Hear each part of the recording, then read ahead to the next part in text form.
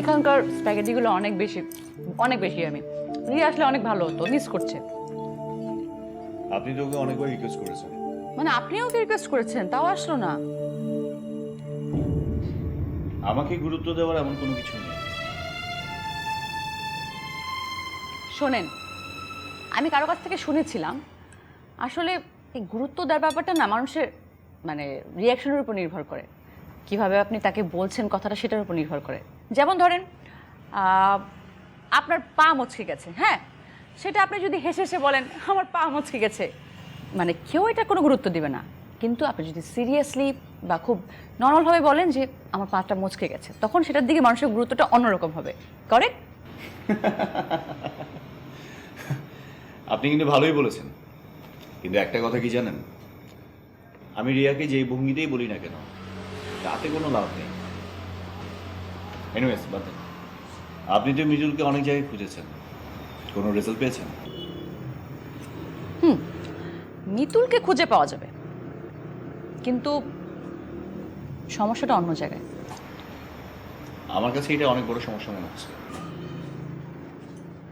আরেকটা সমস্যা আছে, ওটা সলভ করতে হবে। কোথায়? বলছি, মিস্টার আয়ান, আপনি কি একবারও ভেবেছেন রিয়াকে মিতুলের হাতে তুলে দেওয়ার পর আপনার অবস্থাটা কি হবে? মানে আমি কিন্তু সমাজের কথা বলছি না, আমি আপনার নিজের কথা বলছি।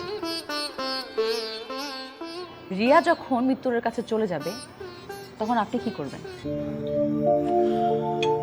আমি আমাকে নিয়ে ভাবছিলাম। কিন্তু আমি আপনাকে নিয়ে ভাবছি। ইনফ্যাক্ট আমি এই কটা দিন আপনাকে নিয়ে শুধু ভাবছি। সরি।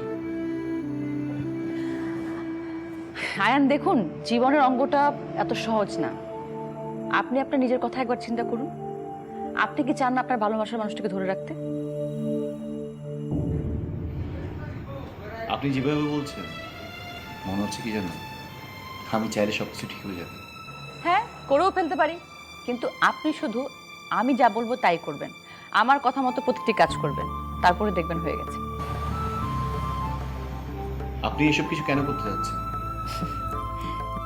যে কারণে আপনি করছেন, আপনি চান সত্যিকারের ভালোবাসা এক হয়ে যাক, মানে রিয়া আর মিতুল এক হয়ে যাক। এক্স্যাক্টলি আমিও সেরকম চাই।